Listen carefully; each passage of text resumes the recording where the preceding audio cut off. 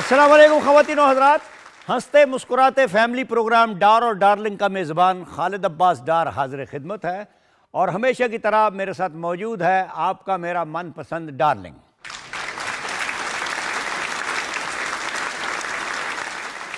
Thank you डार साहब, thank you. यार ये मिठाई किस खुशी में ले आए हो? वो बाबे आपने मेरा मतलब ईद में घास ही नहीं डाला तो मैं कहा जरा आपको मिठाई दूं ताकि आप मुंह मीठा कर लें। चले मैं भी खा लेता हूं, ऐसी कौन सी बात है।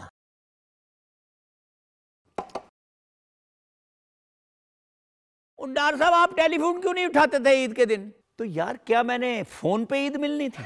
नहीं, कम से कम बंदा ईद मुबारक ही कह देता है। यार ये फोन वाली ईद से मैं बहुत तंग हूं। लोग बार बार फॉरवर्ड मैसेजेस करते हैं जिससे टेलीफोन की मेमोरी फुल हो जाती है। मैंने इसलिए बंद किया हुआ था टेलीफोन। आप ठीक कह रहे हैं डार साहब, मुझे भी कई मैसेज ऐसे आए हैं जिसमें किसी और का नाम लिखा होता था तो मैसेज कहीं और से आ रहा था। इसीलिए मैं जिंदा ईद का कायल हूं कि आदमी मिले और ईद मुबारक कहे।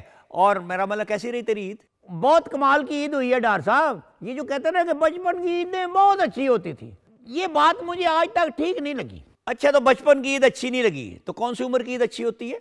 ओए आप वाली उम्र की। इस उम्र में तो डार साहब ईद के बड़े ही फायदे हैं।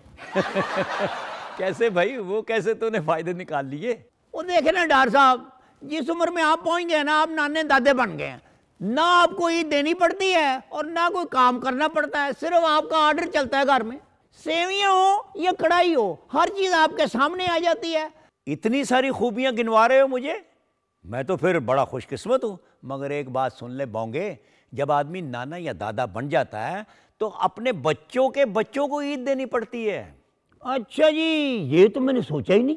और मैं आपसे भी बाबे खुशकिस्मत ज्यादा हूँ क्योंकि मैं ईद देता नहीं, लेता हूँ। बेटा तुम्हारे बारे में तो सुना है कि अगर कोई ईदी तुम्हें ना भी दे तो तुम मांग लेते हो। हाँ जी, और नहीं बाबे, मैं ईदी मांगता नहीं हूँ, ले लेता हूँ। वैसे तुमसे जो छोटे हैं उनको तो ईदी देते होगे, तुम्हें कौन देता है? हाँ जी, ये तो आपका सवाल बड़ा जेन्युइन है। मुझे तो मेरा मतलब जो छोटे होते हैं वो ईदी दे देते हैं। क्या मतलब, तुमसे छोटे तुम्हें ईदी देते हैं? हाँ जी, उन्हें मैं ईदी इसी शर्त पे देता हूँ डार साहब के वो ये पैसे वापस कर देंगे। बस इस हाथ से देता हूँ, उस हाथ से ले लेता हूँ। कमाल है भाई। तो इसका फायदा क्या होता है तुम्हें? फायदा ये होता है डार साहब कि सारा दिन मुझे ये एहसास होता है कि मैंने ईदी दी है, और उससे भी ज्यादा खुशी होती है कि वो ईदी वापस आ गई है, मैंने ईदी ली है। साहब बराबर। इसे हिसाब नहीं, कंजूसी कहते हैं। तुम्हें बेटा ये चाहिए कि जो लोग तुमसे छोटे हैं उनको तुम ईदी दिया करो। वो डार साहब बताया तो है आपको कि देता हूँ ईदी। हाँ, जो ईदी देते हो वापस भी ले लेते हो। मुझे ये बताओ कि कोई शख्स ईदी दे के उसे वापस लेता है? ओ बाबा, आप नहीं समझेंगे मेरी सारी पोजीशन। ये जो छोटे हैं ना मुझसे, जो ईदी मांगते हैं, वो भी 5-6 महीने छोटे हैं मुझसे। फिर तो बच्चे ये कहो कि अलामती तौर पे ईदी देता भी हूँ तो लेता भी हूँ। यूं ही समझ लें, वरना छोटे बच्चों को तो मैं खुल के ईदी देता हूँ और वो भी बड़े खुश होते हैं। जरा ये बताओ कि इस ईद पे कौन सी चीज अच्छी लगी सबसे ज्यादा? बाबा, सबसे अच्छे मुझे वो लोग लगे जिन्होंने अपनी ईद में गरीबों को भी शामिल किया, और वो बच्चे तो मुझे बहुत अच्छे लगे जिन्होंने अपने से कमतर बच्चों को अपने साथ मिला के गिफ्ट भी दिए। माशाल्लाह यार, ऐसे ही होना चाहिए क्योंकि तुम जानते हो कि ईद नाम ही इज़हार मोहब्बत का है। और वैसे भी देखा जाए ना तो सबके पास सब कुछ नहीं होता, और अगर अल्लाह ने हमें इस्तिताअत दी है तो हमें चाहिए कि गरीबों को भी अपनी खुशियों के साथ शामिल कर लें। बाबे, जो मैंने इस दफे अवाम में खुशियां बांटी है ना ईद पे, आप सोच भी नहीं सकते। अच्छा, कैसे बांटी हैं भाई खुशियां? और मैंने गली में जाकर ना बच्चों को अपनी जुगनियां सुनाई और सारे मेरी जुगनियों पे धमाल डालने लगे। अच्छा यार, ये तो खुशियां बांटने का बड़ा निराला तरीका है। जरा हमें भी बताओ कि कैसी जुगनी सुनाते रहे और आज कौन सी जुगनी है? जुगनी मैं सुनाता हूँ, मगर मेरी एक शर्त है डार साहब, आप मुझे ईदी देंगे। तो क्या तेरा पेट अभी भरा नहीं? चल, प्रोग्राम के बाद तुझे ईदी भी दे दूंगा, पहले जुगनी तो सुना। सुनाता हूँ, मगर आज जो मेरे साथ बच्चे डांसते हैं ना, वो गए हुए ईद मनाने मरी, अकेला ही हाँ मैं।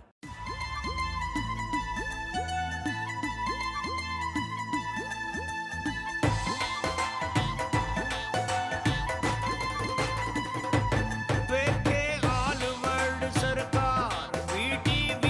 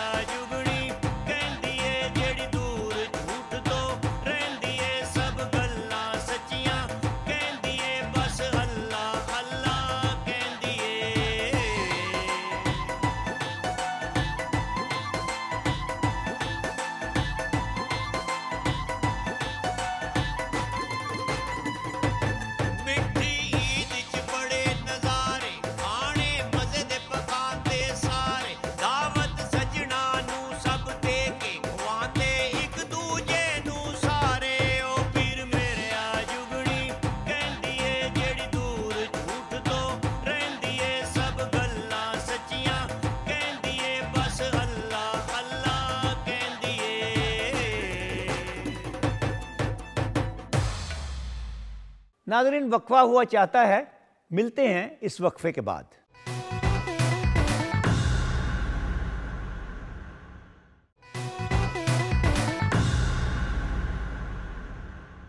वेलकम बैक नाज़रीन। आइए देखते हैं डार्लिंग आज के मेहमान के साथ क्या बातें कर रहा है और कौन कौन मेहमान हैं आज।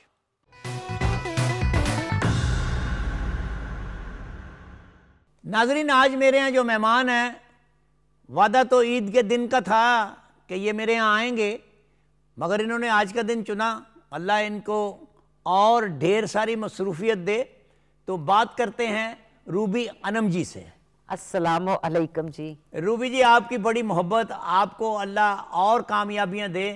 आप माशाल्लाह आलमी शोहरत याफ्ता हैं भाई। पहले तो मेरे शहर में आप मकबूल हुई, फिर मेरे सूबे में हुई, फिर मेरे मुल्क में हुई, और अब बैरून मुल्क जो जाते हो आप काम करने के लिए, सारी दुनिया आपको जानती है। बहुत शुक्रिया डार्लिंग, और आपने जितनी तारीफ़ की मेरे लिए यही काफ़ी है। मेरी ईद को आपने दुगना नहीं चौगना कर दिया, क्योंकि आपके मुंह से तारीफ़ सुनना बहुत बड़ी बात है, और आपका कहना मेरे लिए मेरी ईद मज़ेदार होगी। और नाज़रीन, आपको बताऊं कि ये जो यानी शख्स है, ये भी अल्लाह के फजल से पूरी दुनिया में जाना जाता है। रेडियो से शुरू किया, थिएटर में आए, टेलीविज़न पे गाए, फिल्म में गाए, और गाना डर जाता है इससे। जो ही इसको म्यूज़िक डायरेक्टर गाना दे तो गाना जो है ना वो सुकड़ जाता है कि ये तो गा लेगा। तो आइए बात करते हैं अनवर रफ़ी जी से। अनवर जी, आपको अल्लाह ज़िंदगी सेहत दे। आप कितने प्यारे हो यार, और मुझे इसलिए प्यारे लगते हो कि आपके बुज़ुर्ग जो थे उनसे मेरा बड़ा साथ रहा। ओ हो, इतने साल हम इकट्ठे रहे आपके वालिद मोहतरम के साथ कि मैं आपको बता नहीं सकता। और मैं जब कभी आपको सुनता हूँ या आपको मिलता हूँ तो आप में से आपके बाबा की मुझे खुशबू आती है। बड़ी मेहरबानी जनाब डार्लिंग, आप खुद बहुत प्यारे हैं, बहुत ही प्यारे। और अल्लाह आपको ज़िंदगी दे, मालिक सेहत आपको दे। उम्र खिज़र अता फरमाए, आप इस तरह ही चहकते रहें, महकते रहें। आपकी मोहब्बत, अल्लाह आपको ज़िंदगी सेहत दे।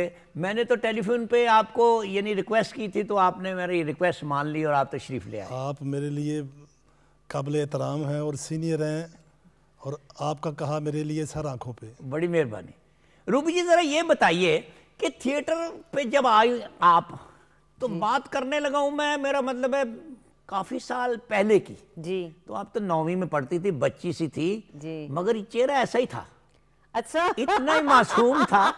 और मेरा मतलब है, मैंने कहा इधर क्या करने आ गई हो आप? बिल्कुल। आप तो बेटा बहुत छोटे से हो, और ये क्या, आप कौन सी क्लास में? मैं 9वीं में हूँ। तो मैं कहा पुत्र 9वीं में तो ये काम नहीं करते। बिल्कुल सही। हालांकि मैंने, मेरा मतलब है 5वीं 6वीं में शुरू कर दिया था, मगर ये क्योंकि मर्द की दुनिया है, ये औरत की दुनिया नहीं है, क्योंकि हमारे मशरिक में मर्द ज़्यादा जाने जाते हैं। लेकिन हमें आपने ताकत दी, हमें आपने मोहब्बत दी, इज़्ज़त दी। और मैंने अगर मैट्रिक किया तो उसमें क्रेडिट गोज़ टू आप, क्योंकि आपकी वजह से मैं वापस गई। फिर मैंने मैट्रिक पूरे ज़ोरों शोर से किया। उसके बाद फिर मैंने कहा नहीं, मैं FA करके ही वापस जाऊंगी। लेकिन जब मैं फर्स्ट ईयर में थी तो वो थिएटर का बस कहीं आर्टिस्ट बनना लिखा हुआ था। तो फिर मैं आपके पास आ गई और आज तक आपके साए में हूँ। और मेरी ज़िंदगी में जितनी भी कामयाबियाँ हैं ये पूरी दुनिया जानती है कि इसमें डार्लिंग आपका बहुत हाथ है। ये हमारे थिएटर में ये हुआ कि ये थिएटर तो यानी 47-48 से शुरू हुआ, जब हमें आज़ादी मिली इस मुल्क को। तो ये थिएटर जो है ये मर्दों ने यहाँ तक पहुँचाया है जी।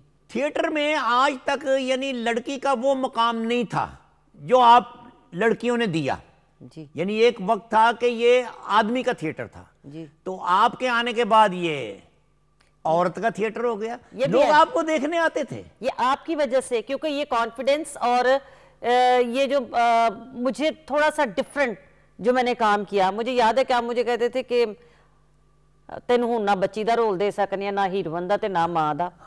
तो फिर मुझे याद है कि आपने मुझे किस तरह काम सिखाया। मुझे आज बड़ा अच्छा लगता है जब मैं कहीं भी बताती हूँ कि आपने मुझे किस तरह कहा कि काम मैंने आज भी हम जैसा फुटवर्क, अल्हम्दुलिल्लाह ही रब्बिल आलमीन। आम लोगों को तो फुटवर्क का पता नहीं कि थिएटर बेसिक है क्या। जब आपने छोड़ा तब हमने भी छोड़ दिया। हाँ, मुझे तो 23 साल हो गए, मगर आपसे पहले रियाना सिद्दीकी, अतिया शर्फ और इनको रुमाना और इनको देखा जाता था। आपके आने के बाद फिर लोग उनको तो मेरा मतलब नहीं देखते थे, तो आपको ही देखते हैं। और आप कितनी माशाल्लाह चाही जाती हो। ये अल्लाह करीम की रहमत है और आपकी तरबियत, क्योंकि हमने अपने काम के साथ प्यार किया, अपने काम को इज्जत दी है। और आपने कहा था कि पुत्र फट्टे थे हमेशा पाक साफ होके आना है, तो इसका मतलब ये है कि आपको बावजू होके भी आना पड़ता है और आपको चौकन्ना होके आना पड़ता है। तो अल्हम्दुलिल्लाह रब्बिल आलमीन आपकी दीवी तरबियत है, उस पर अमल कर रहे हैं। अनवर रफ़ी जी, अल्लाह आपको ज़िंदगी सेहत दे, सलामत रखे, आसानियाँ पैदा करे हर अमल में। ज़रा ये फरमाइए कि आप तो बहुत छोटे थे उम्र में, रूबी की तरह, जब आपने ये शुरू किया इल्म सीखना वालिद साहब से। जी बिल्कुल बिल्कुल ऐसा ही है। असल में आपको तो पता ही है, वालिद साहब भी गाया करते थे। तो उसके बाद मेरे बड़े भाई अशरफ नागी, वो जी ए फारूक साहब के शागिर्द हुए। तो उनको देख के मेरा जी चाहा कि मैं भी सिंगर बनूं।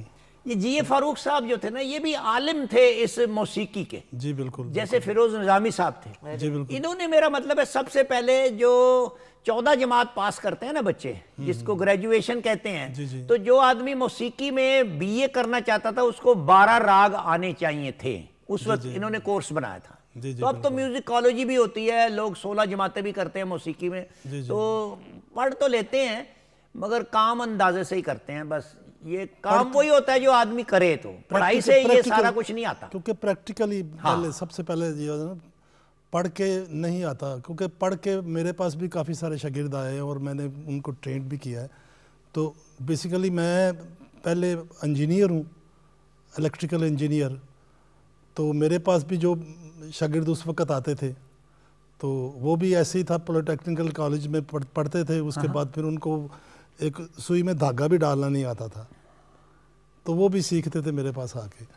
तो साथ साथ ये मेरा सिंगिंग भी चल रही थी। हालांकि मेरे गाने के ख़िलाफ़ थे मेरे वाले साहब। तो बड़ी मज़ेदार बात है कि मैं रेडियो पे एक प्रोग्राम, टेलीविज़न पे एक प्रोग्राम हुआ करता था, लाला दी पंड। हाँ, वो मैंने उसको रिकॉर्ड किया। रिकॉर्ड करने के बाद अपने वाले साहब को मैंने कहा कि जी वो मेरा एक प्रोग्राम आ रहा है। तो वो उनकी बस एक मखसूस ही झाड़ होती थी। हाँ, बड़े बड़े शफीक थे, बताने के काबिल नहीं है। तो बड़ी प्यार से मुझे कहने लगा चला है, तुम्हें क्या पता गाने का। हमने वो घर शिफ्ट किया था नया नया, अंदरून भाटी गेट के थे ना, तो वहाँ से हम शिफ्ट हुए संत नगर। अब सारा सामान पैक था, तो मैंने अब्बू जी से कहा, मैंने कहा वो टेलीविज़न निकालने पहले। नहीं यार, छोड़ो तुम्हें क्या पता गाना क्या होता है। यार बहरहाल मिनते तरले करके वो टेलीविज़न निकालने के बाद अब वो इत्तेफाक से वो प्रोग्राम में सबसे अच्छा मैं था। 5 लड़के थे हम। तो पहला आया, दूसरा आया, तीसरा आया, वो उठ के खड़े हो गए। वो कहते यार इसको किसने लेना था, दफ़ा कराओ इसको, बंद करो टीवी में। 5वें जब मैंने फिर बुलाया, मैं पापा अब अजीब आ जाए, तो मैं आ गया हूँ। बहरहाल सुनने के बाद वो सोच में पड़ गए कि यार ये तो उसको गाना चाहिए। फिर बड़े भाई ने कहा कि आप इनका पीछा करें तो ये नाम करेगा इंशाल्लाह ताला आपका। तो ये आपने रेडियो से शुरू किया या टेलीविज़न से किया या मेरा जिंदा लोगों में गाते रहे? पहले जिंदा लोगों में गाया। अच्छा। उसके बाद फिर टेलीविज़न पे। अच्छा। 1976 में शायद। हाँ। मैं स्कूल गोइंग था। हाय अल्लाह तेरा शुक्र है, कोई तो मेरे तो बड़ा है। तो ये काम में तो बहुत बड़े हैं। डार्लिंग आप काम के हवाले से बात ना करें, काम तो मुझे बिल्कुल नहीं आता और ना ही अगले कोई 10 साल अल्लाह के ये झूठ बोल रही है। मैं छोटा सा था 5वीं में जब से इनको देख रहा हूँ। देखिए आप मुझे तब से देख रहे होंगे, आप मेरे गली मोहल्ले में आते हैं, क्योंकि मैं बचपन से बड़ी खूबसूरत थी। अच्छा, और तिखी भी थी मैं ना, तो इसलिए मुझे तो सारे जानते हैं। नहीं, ये भी टेलीविज़न पे आपको बहुत देखा है और बहुत स्क्रीन पे आप बहुत अच्छा शो करती थी। आप बड़ी अच्छी प्रेजेंटर थी। थिएटर में बहुत अच्छा काम किया आपने। टेलीविज़न पे बहुत खेल देखे आपके, और अब तो फिल्म में भी देखते हैं लोग आपको। ये भी आप ही की वजह से है, वरना मैंने तो कभी तसव्वुर भी नहीं किया था कि मैं फिल्म में काम करूंगी, क्योंकि आपने कभी हमें फिल्म में काम करने दिया ही नहीं था। फिल्म वैसी नहीं होती थी, अब तो फिल्म और तरह की हो गई है। हाँ जी, शुक्र अल्हम्दुलिल्लाह। ये परवरदिगार ने, जब सारी दुनिया रिटायर्ड हो जाती है, मुझे उस वक्त उन्होंने अल्लाह ने कहा आ जाओ। तो अल्हम्दुलिल्लाह आपकी दुआओं से, आपकी शफकत से, आपकी मोहब्बत से और आपके ज़ेरे साया काम कर रहे हैं और बहुत अच्छा कर रहे हैं, करवा रहे हैं बल्कि आप, अल्हम्दुलिल्लाह। और मैं इस बात पे फ़ख्र करती हूँ कि हम इतने नसीबों वाले हैं कि हमारे सर पे बड़े हैं जो हमें बताते हैं कि बेटा कैसे उठना है, बैठना है, बात कैसे करनी है और इंटरनेशनल लेवल के लोगों के साथ किस तरह काम करना है। क्योंकि हम थिएटर के लोग थे, हमारा वे ऑफ टॉकिंग, हमारा लिविंग स्टाइल कुछ इस तरह का था कि लगता था कि सीधी गल है पार्टियों निकले हैं, है ना, मैं जी सा मजंगड़ जू सा। तो आपने फिर हमें बताया और अल्हम्दुलिल्लाह रब्बिल आलमीन आज हम जब उन लोगों में बैठते हैं, उठते हैं, काम करते हैं तो वो बड़ा खुश होता है। वो कहते हैं ये सारे पॉपुलर इलाके थे ना, मजंग, ग्वालमंडी, पार्टी, हाँ ये शहर जो है पार्टी लोहारी, वो कमाल का शहर था। अनवर रफ़ी जी ये ज़रा फरमाइए कि रेडियो पे गाना कैसा लगता है आपको, टेलीविज़न पे गाना कैसा लगता है और फिल्म में कैसा लगता है, इनमें क्या क्या आप यानी सहूलत महसूस करते हैं? रेडियो जो पाकिस्तान लाहौर है ना, वो वहाँ एक्सेंट का बड़ा ख्याल किया जाता है। अच्छा, वो तलफ़ुज़ कैसे कहना है, ज़ेर ज़बर पेश, वो एक यूनिवर्सिटी का दर्जा रखते हैं रेडियो पाकिस्तान में। आप तो माशाल्लाह काफ़ी अरसा से कर रहे हैं। अल्हम्दुलिल्लाह। तो फिल्म जो है, फिल्म उसमें खुला लफ्ज़ कहना होता है, मोटा, ताकि उसके एक्सप्रेशन बन जाए। और टेलीविज़न भी रेडियो से कोई मुख्तलिफ नहीं है, लेकिन टेलीविज़न का ये PTV का स्पेशली ये एक बहुत बड़ा अदारा है। ये भी एक स्कूल और यूनिवर्सिटी का दर्जा रखता है। ये हमारा तो बड़ा मादरी अदारा है मेरा तो कम से कम। चाहे कितने भी चैनल्स हैं, लेकिन इनका जो मेयार है ना PTV का, ये वन एंड ओनली। माशाल्लाह माशाल्लाह। और फिर अल्हम्दुलिल्लाह रब्बिल आलमीन PTV वो इदारा है कि जैसे हम पूरी दुनिया में प्राउड फील करते हैं कि जी हमारी माँ का दर्जा रखता है, हम किसी भी चैनल पे काम करें, लेकिन जो PTV का नशा या PTV का मज़ा है, जो यहाँ की इज़्ज़त है, जो यहाँ की मोहब्बत है, फिर जो हम लोगों के बैच के हैं वो सीनियर हो गए हैं, बड़ा अच्छा लगता है। मतलब वही जिनको लोग सलूटे मारते हैं तो हम उन्हें कह देते हैं या चा पेच तेरी मेहरबानी बस बड़ी हो गई, तो बड़ा अच्छा लगता है। फ़ख्र है ये हमारा। आपकी वसासत से, आपके प्रोग्राम की वसासत से मैं जो हुकूमत है, जो अपना हमारे मिनिस्टर साहब हैं जो अब आए हैं, उनसे ये रिक्वेस्ट करूँगा कि PTV पे जो पहले गहमा गहमी थी वो दोबारा आ जाए। तो PTV पे प्रोग्राम ज़्यादा होने चाहिए, म्यूज़िक के भी होने चाहिए और ड्रामाज वो जितने भी थे वो सारा, ताकि इसको PTV को फिर उधर लेके आए जहाँ। हाँ जी, अल्लाह का फजल है, हमारे यहाँ जो PTV ग्लोबल है वो कोई 70-80 मुल्क देखते हैं, फिर PTV होम को बहुत दुनिया देखती है, PTV नेशनल को देखते हैं, PTV न्यूज़ को देखते हैं। उसकी वजह यह है कि जब जब आदमी अपने मुल्क से बाहर चला जाता है, जहाँ भी जाता है, तो जब PTV को ऑन करता है तो उसको वो वक्त याद आ जाता है कि जब मैं आया था तो PTV पे ये प्रोग्राम चल रहा था।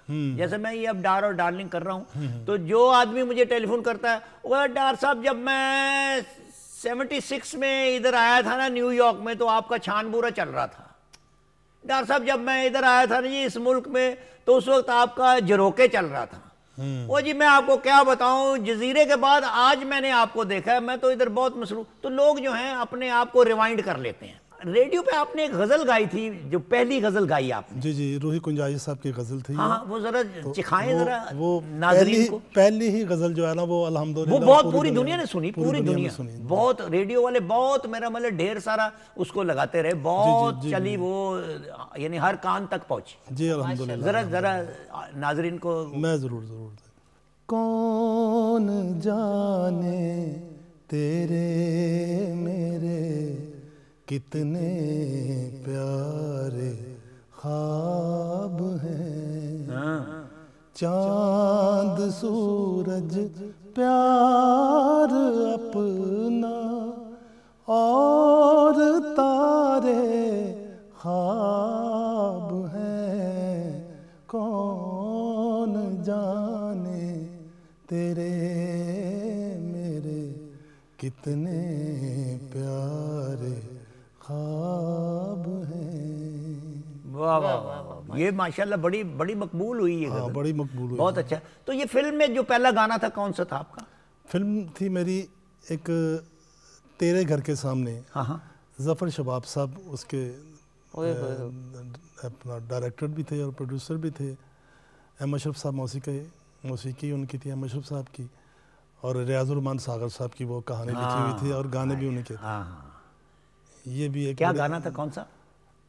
चुपके से एक घर बना लूंगा मैं जाने मन, एक दिन तेरे दिल में, एक दिन तेरे दिल में प्यार की शम्मा जला दूंगा मैं जाने मन, एक दिन तेरे दिल में। रूबी जी जरा ये फरमाइए कि थिएटर आपने माशाल्लाह इतना अच्छा किया कि एक पे आप अभी स्टेज के ऊपर आए नहीं, सिर्फ बैक स्टेज आपने आवाज़ ही सिर्फ दी है ना जी, तो ऑडियंस ने सुन ली है ना, तो बड़े मेरा मतलब खुश हो जाते हैं। तो याद तो आता होगा आपको थिएटर? आए थिएटर मुझे बहुत याद आता है, और थिएटर मेरा इश्क है थिएटर। आप यकीन जानिए, मुझे लगता है कि जैसे मैं दोबारा से जिंदा हो जाऊं।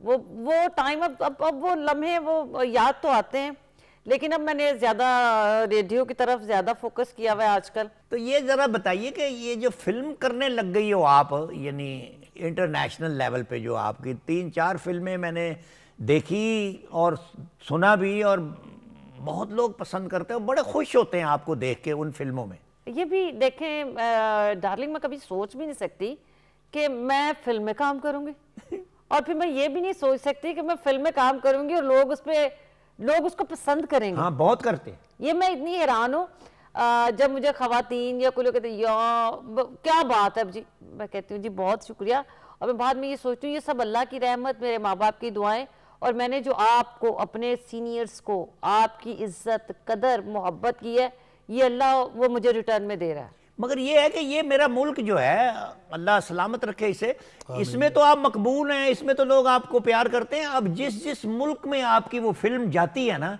वहाँ के लोग आपको बहुत पसंद करते हैं, भले वो इस मुल्क के ना हो। हाँ, लेकिन वो शायद अब रहा ही नहीं ऐसी कोई बात ना। अब यूं ही लगता है कि अब हम सब अब इन सोचों से कहीं ऊपर चले गए हैं। हम सबसे पहले इंसान हैं, तो इंसान जहाँ जहाँ बसते हैं, जहाँ जहाँ उर्दू पंजाबी सुनने वाले, समझने वाले हैं, तो वो तो बहुत मोहब्बत करते हैं और बड़ी कदर करते हैं। अनवर रफ़ी साहब जरा ये फरमाइए कि फिल्म में कितने गाने हो गए होंगे आपके? मैं तो गिन गिन के मेरा मतलब है थक जाता हूँ। माशाल्लाह बहुत गाए हो आप। अल्हम्दुलिल्लाह 450 फिल्मों के गाने गाए। लो, वाह वाह वाह, वाह माशाल्लाह। मैं एक दिन काउंटिंग कर रहा था तो तकरीबन को 11,500 गाना मैंने माशाल्लाह टेलीविज़न, रेडियो, कैसेट और ये टीवी सारे मिला के। वाह, 11,500। ये अल्लाह की देन है, ये अल्लाह की खास करम नवाजी है। इतना काम कौन करता है? और देखें हिट ये एक ही गाने से हुए हैं, जो जानो सुन जरा। किस कदर अच्छा गाना रूबी जी आपने बताया, तो अनवर रफ़ी जी जरा वही सुना दे, जानू सुन जरा। जानू सुन जरा, पलके तो उठा, आंखों में छुपा लूं तुझे, तुझसे चुरा लूं तुझे, आ मेरे पास आ।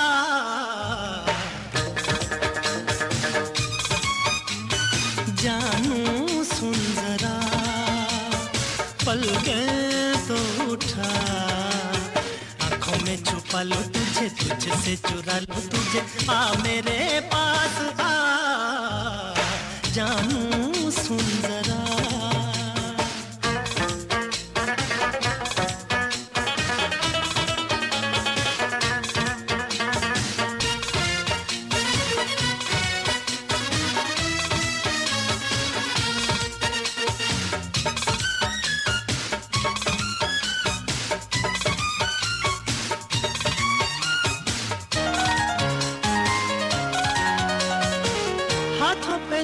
तहरीर है तू, सच है कि मेरी तकदीर है तू,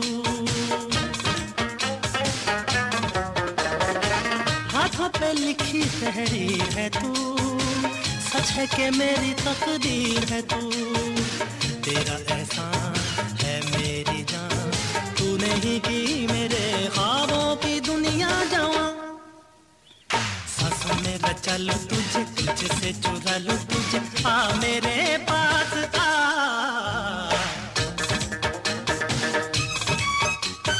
जानू सुन जरा।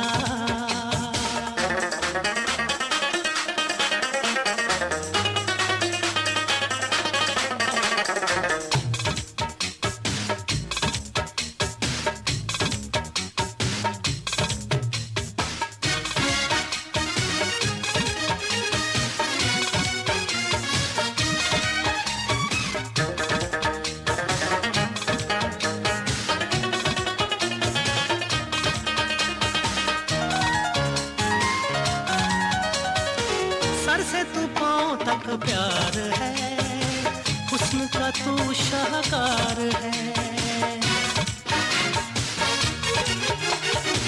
सर से तू पांव तक प्यार है, हुस्न का तू शाहकार है। जिस्म तेरा ताजमहल, चेहरा है ये तेरा शायर की रंगी गजल। जिंदगी बना लूं तुझे, तुझसे चुरा लूं तुझे, आ मेरे पास आ।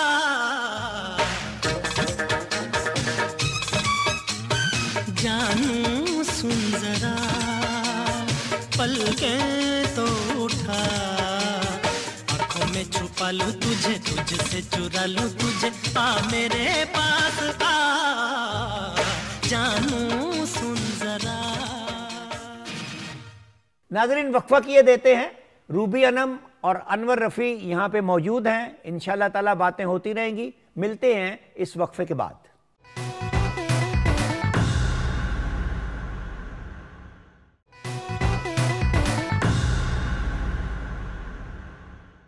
वेलकम बैक नाज़रीन। रूबी जी, ज़रा ये बताइए कि ईद का दिन कैसा गुजरा आपका? ईद तो अब मुझे लगता है कि बच्चों की, बहन भाइयों की, वही उनकी खुशियाँ, उनके साथ शॉपिंग करना, उनको टाइम देना, फिर माह रमज़ान के जाने का वो थोड़ा सा होता तो है ना, वो एकदम से इतनी मसरूफियत के बाद ईद वाले दिन दोपहर के बाद तो लगता है उनको काम ही नहीं हैगा। लेकिन ईद अल्हम्दुलिल्लाह रब्बिल आलमीन, अब हम माँ बाप की जगह पे भी हैं तो उन्हीं के साथ गुजरती है, और बड़ी अच्छी, बड़ी मज़े की, उन रिश्तों में, उन बच्चों में, उनके साथ शरारतें, उनके साथ बच्चों में बच्चा हो जाना, और फिर बड़ों को मिलना जाके, बस ये इसी तरह ईद इसी तरह गुजरती है। अब वो वाली ईद नहीं है कि बाप को जिद करके कहना कि नहीं मैंने ये चीज़ लेनी है, मैंने ये काम करना है। मुझे याद है, आज भी मैं कभी सोचती हूँ कि बचपन में एक ईद थी तो मैंने क्रिस्टल के शूज़ थे, तो वो काफ़ी एक्सपेंसिव थे, तो लेकिन मैंने अपने अब्बू से कहा मैंने यही लेने हैं, मैंने यही लेने हैं, मैंने कोई चीज़ नहीं लेनी। तो शायद उस वक़्त अब्बू की मसरूफियत या बाकी बच्चों को चीज़ें लेके देनी थी, तो उस वक़्त वो, लेकिन मेरे अब्बू ने उस दिन रात को 3 के 4 बजे जाके मुझे वही क्रिस्टल की शूज़ लेके दिए, और हालांकि मेरे ख्याल में वो मैंने 1 या 2 दफ़ा पहने होंगे, वो इतनी हील थी, लेकिन वो बाप की शफकत, वो बाप का प्यार, वो बाप ने जो अपने सर पे जिम्मेदारी सोची, वो मेरी ख्वाहिश को जो पूरा किया, अब कोई नहीं है वो इस तरह। अब मैं उनकी जगह पे सबकी कोशिश करती हूँ ख्वाहिशें पूरी करने की। अनवर रफ़ी जी, आप बताइए ईद का दिन कैसा गुजरा? ईद सुबह पहले नमाज पढ़ के ईद की, हाँ, अपने वालिदैन की कब्रों पे गए हैं, हाँ, वहाँ सलाम करके दुआ खैर करके, उसके बाद फिर बच्चों में आके फिर सेवियाँ, वो जो एक ट्रेडिशनल हाँ, एक होती है चीज़, वो खा के बच्चों के ध्यान लगे हैं बस। तो फिर उसके बाद फिर अब वो ईद जैसे होता है ना, किसी से, जैसे मैं तो अब भी नसीबों वाली हूँ कि मुझे तो डार्लिंग जो है, मैं डार्लिंग से कह के ईद ले लेती हूँ, डार्लिंग को कहने की भी ज़रूरत नहीं पड़ती। तो अब आपकी लाइफ में कोई ऐसा है जिससे आप ईद लेते हैं? वो हमारी लाइफ में तो कोई भी नहीं है, बड़ा कोई रहा नहीं है, लेकिन ये ज़रूर है कि दोस्त वगैरह, आप जैसे भाई, तो अल्लाह ताला सलामत रखे, उनके साथ गुफ्तगू, सभी दोस्तों को फ़ोन करना, सबको ईद मुबारक कहना। उसके बाद वो अपना वक्त याद आता है जब बच्चे ज़िद करते हैं कि पापा हमने ये लेनी है, ये लेना है, तो वो विजन में आदमी चला जाता है, तो अपने बड़ों को याद करते हैं। लेकिन ये ज़रूर है कि ईद का दिन मैंने कभी किसी को नहीं दिया, चाहे कितना भी कोई शो आ जाए या कुछ भी नहीं।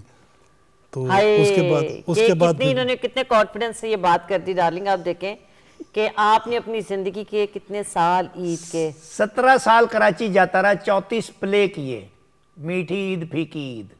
मेरे पास तो लोग दुनिया से आ जाते हैं घरों में, हम घर से जाते हैं। हाय, क्या ये कोई सोच सकता है, ये तसव्वुर कर सकता है? और जितने मेरे साथी फनकार हैं, कोई सरगोदे जा रहा है ईद के दिन जी, यानी कोई ईद के मुबारक दिन पिंडी जा रहा है, कोई सियालकोट जा रहा है, जिधर जिधर ड्रामे होते हैं होता है। अब देखें कराची तो आपको एक दिन पहले ही जाना पड़ता था जी, अल्हम्दुलिल्लाह। और ये देखें ये आर्टिस्ट की कुर्बानी, ये वाली कुर्बानियां जो है ना, ये लोगों को अंदाजा होना चाहिए कि आर्टिस्ट बहुत मुश्किल से बनता है। हाँ बिल्कुल, लेकिन मैंने कॉम्प्रोमाइज़ नहीं किया। अच्छा डार्लिंग, हमसे तो आपने पूछ लिया कि ईद कैसी गुजरी, आप ज़रा अपनी भी बताएं कि ईद कैसी गुजरी आपकी, कैसे गुजारते हैं या कैसी गुजरी? मैं गुजारता नहीं हूँ, खुद गुजर जाती है। कैसे? ये मेरा मालिक सुबह यानी सूरज निकलता है जी जी, और 6 बजने के कुछ देर बाद डूब जाता है, आए, ईद तो गुजर गई। लेकिन आप बहुत खूबसूरत ईद गुजारते हैं। अल्हम्दुलिल्लाह। आपको अपने रिश्तों को निभाना आता है। अल्हम्दुलिल्लाह। आप अपने फैमिली के अलावा, क्योंकि आप सबसे पहले, मैंने अपनी पूरी ज़िंदगी में, अब देखें आपने कभी अपनी फैमिली का कहीं जिक्र आप नहीं करते हो, लेकिन मैं बड़े यकीन और कॉन्फिडेंस से आज कह रही हूँ कि जितना मज़े से आप अपनी फैमिली के साथ अपनी लाइफ को एंजॉय करते हो, अल्लाह सब लोग इसी तरह अपनी ज़िंदगी को एंजॉय करें। आमीन। और इसी तरह खुशियाँ मनाएं। अल्लाह करे। ये अनवर रफ़ी साहब, नाजरीन इंतज़ार कर रही है आपका, एक आइटम और सुना दें। जी ज़रूर ज़रूर।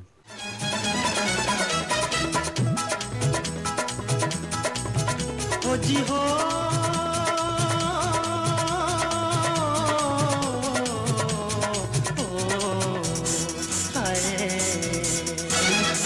चले हो कहाँ जी, हम हैं यहाँ जी, चले हो कहाँ जी, हम हैं यहाँ जी, हमें न भुलाना, जरा रुक जाना, जरा रुक जाना, जरा रुक जाना, जरा रुक जाना, चले हो कहाँ जी, हम हैं यहाँ जी, हमें न भुलाना, जरा रुक जाना, जरा रुक जाना, जरा रुक जाना, जरा रुक जाना।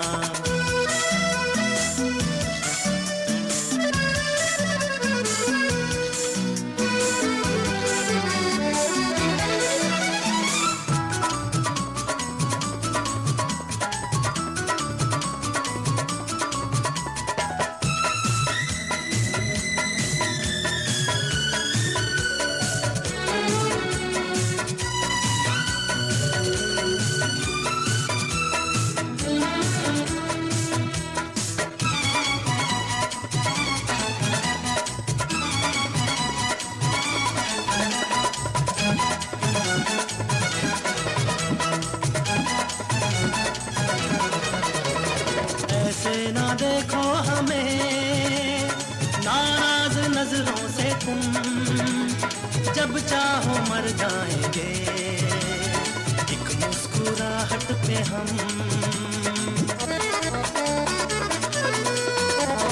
ऐसे ना देखो हमें नाराज नजरों से तुम, जब चाहो मर जाएंगे एक मुस्कुराहट पे हम, नजरें मिला के जरा मुस्कुरा के, नजरें मिला के जरा मुस्कुरा के हमें आजमाना, जरा रुक जाना, जरा रुक जाना, जाना जरा रुक जाना, जरा रुक जाना, हो जी हो,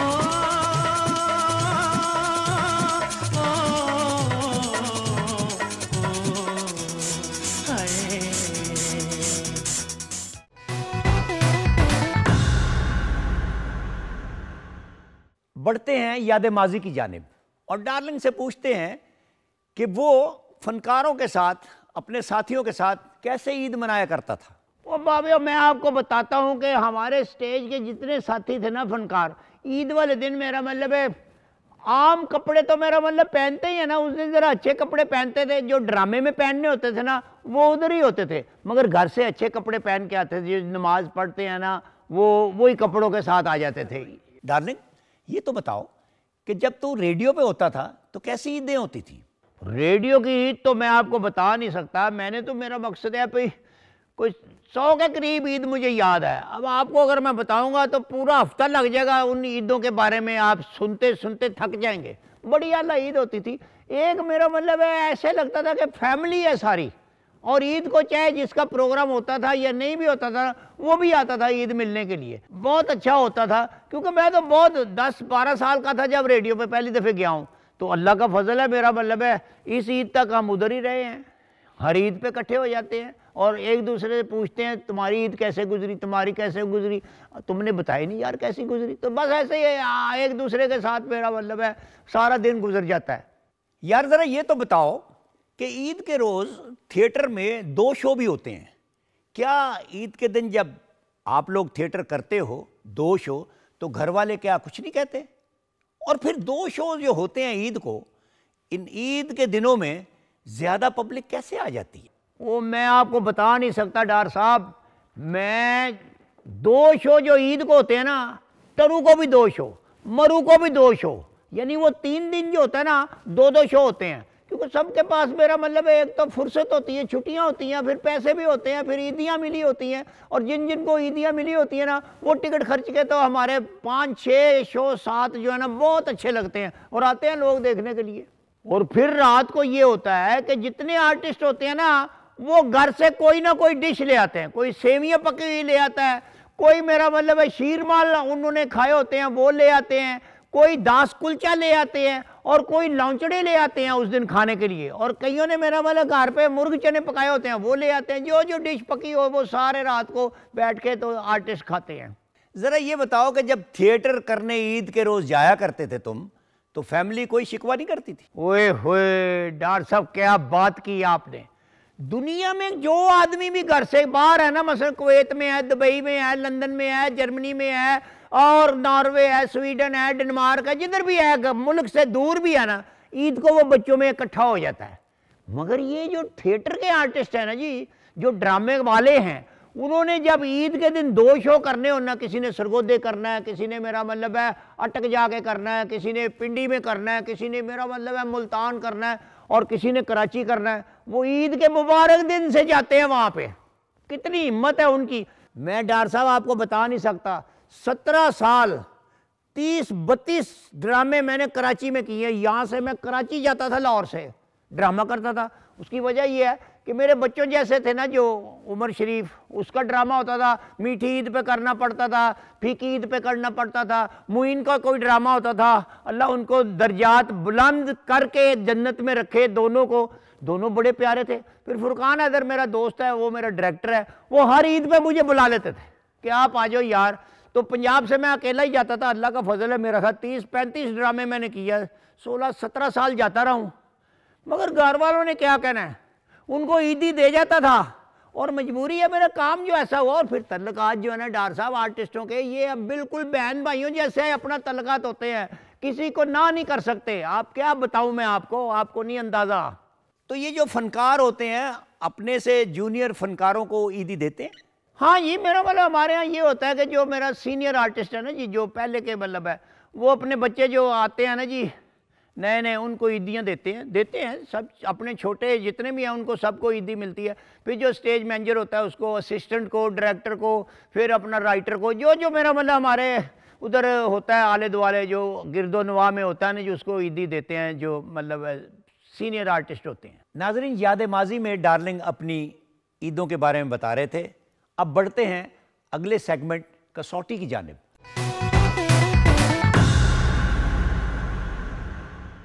आज की कसौटी है ये,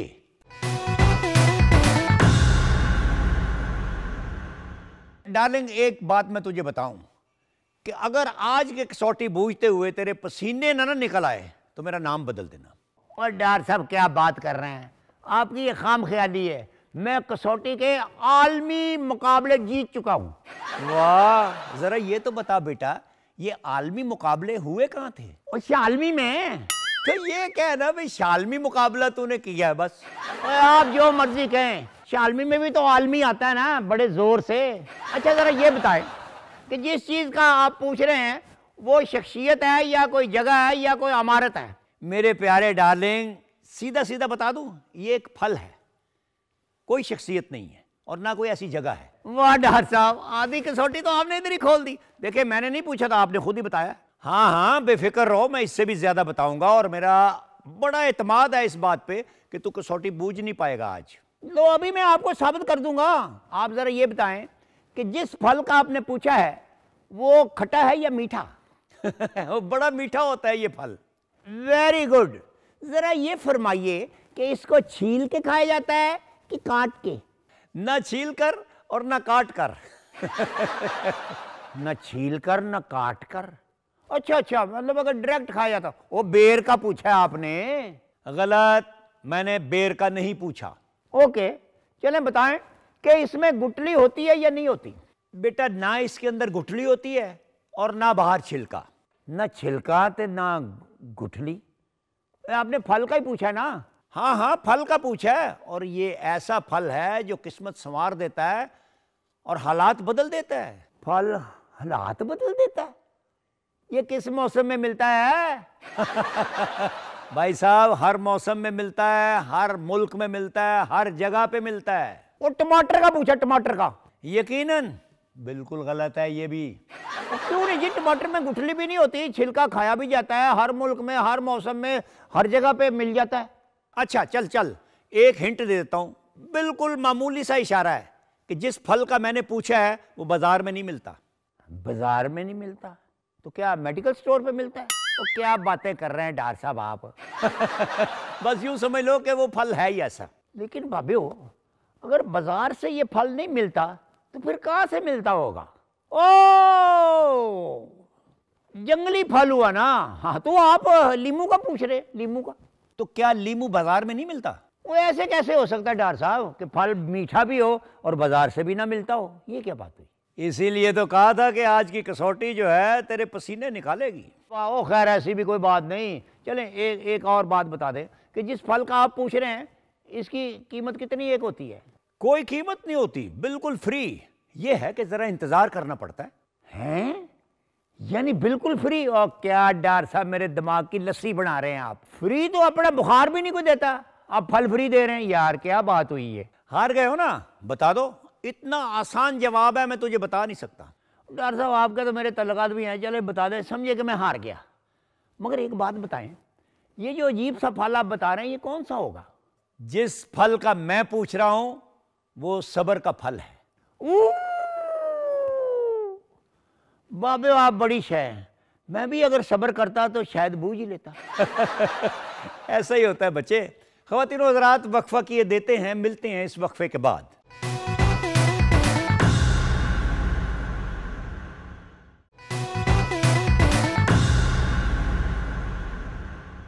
तो लीजिए ख़वातीन व हज़रात, पेशे खिदमत है डार्लिंग का गाया हुआ ईद का गीत।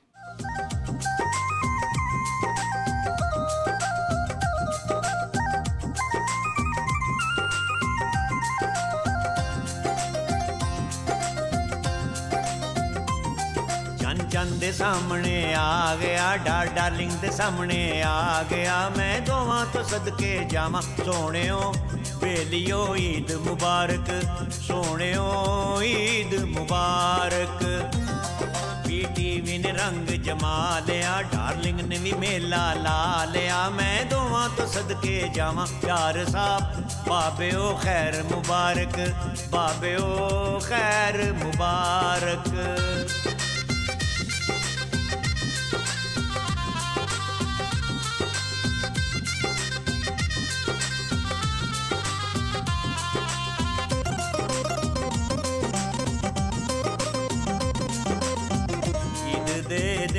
सानू साफ पै दिस दे, ईद दे दिन सानू साफ पै दिस दे।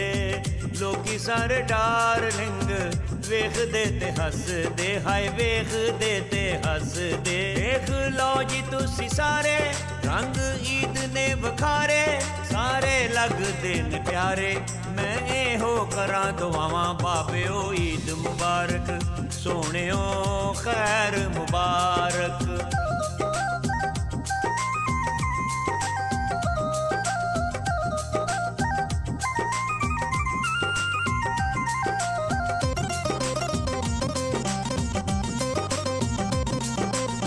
शाला ईद होवे हर वेले मेरे देश विच, शाला ईद होवे हर वेले मेरे देश विच। खुशियां दी लगी होवे बहार मेरे देश विच, बहार मेरे देश विच। अखां सब दियां चमकन, रूप रंग खूब दमकन, होवे ना कोई भी अड़चन। मैं हो करां दुआवां सोहणियो बाबे ओ ईद मुबारक, प्यारे ओ ईद मुबारक।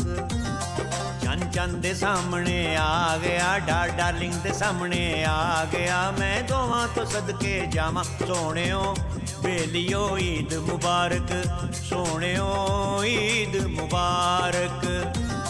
पीटीवी ने रंग जमा लिया, डार्लिंग ने भी मेला ला लिया, मैं दोवां तो सदके जावां, प्यार साहब बाबे ओ खैर मुबारक, बाबे ओ खैर मुबारक।